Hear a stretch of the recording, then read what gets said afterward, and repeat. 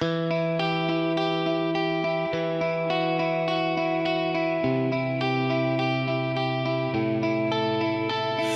hloubi ticha slyším vlastní hlas, stíny mě vedou a já jdu s nimi.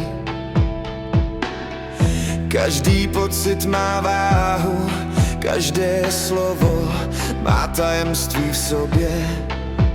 Srdce hoří, aniž by křičelo, pocity proudí hluboko.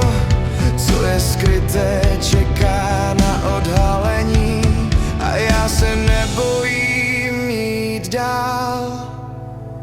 Štír, intenzita v každém kroku, síla, co neukazuje hned. V hloubce nacházím smysl, který svět kolem často ztrácí.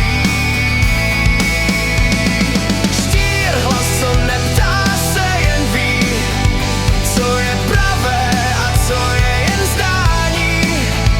V každém doteku a pohledu je pravda, co zůstává v srdci.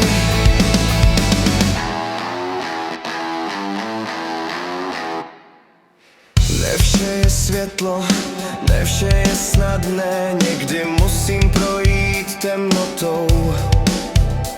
Ale tam, kde ostatní váhají, já nacházím svou sílu a směr.